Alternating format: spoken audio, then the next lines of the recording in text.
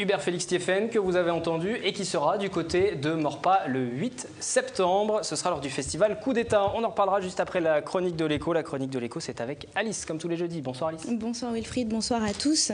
Alors dans cette première chronique écho de l'année, on va s'intéresser aux centres commerciaux qui sont de plus en plus nombreux sur notre territoire. Et face à la concurrence, ils doivent se renouveler constamment. Hervé Degnaud, bonsoir. Bonsoir. Vous êtes directeur des centres Espace Saint-Quentin et SkyWest, ici à Montigny-le-Bretonneux. Alors avant cela, on va faire un point sur les chiffres du chômage. On en parlait en début d'émission.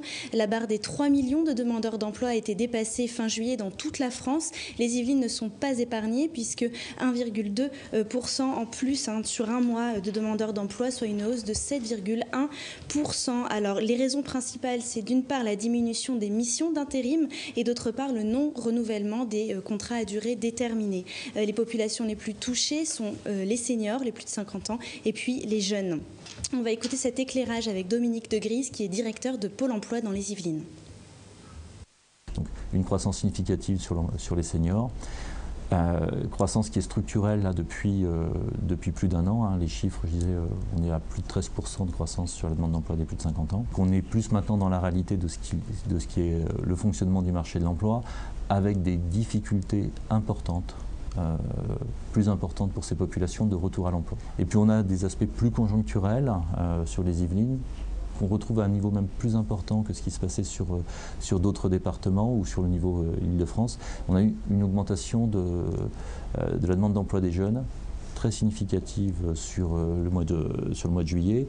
On est à plus 3%. Sur les jeunes, c'est même 3,4%, alors que la population globale ne croît que de 1,2%. Donc on a vraiment un effet important sur la population jeune. Deux raisons à ça, c'est que c'est les premières populations qui se retrouvent dans les missions CDD, dans les missions d'intérim.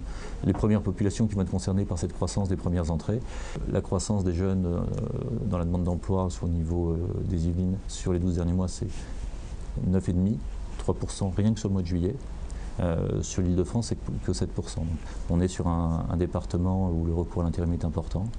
On est sur un département, le premier département industriel d'Île-de-France, et l'industrie est un des secteurs qui ajuste le plus rapidement. Des chiffres sur l'automobile sont parus très récemment. On annonce des baisses de ventes significatives, donc il y a aussi, qui dit baisse de vente, dit ajustement de la production.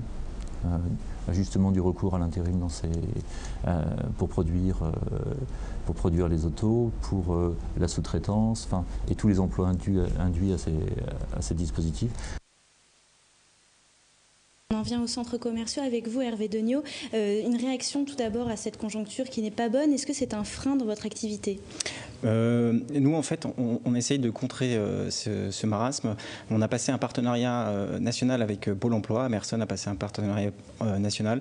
Et on va organiser un job dating au mois d'octobre au sein du centre commercial. D'accord, donc en fait, ce sont les différentes enseignes qui donnent leurs besoins. Et puis, on essaye de trouver des personnes sur place. Très bien.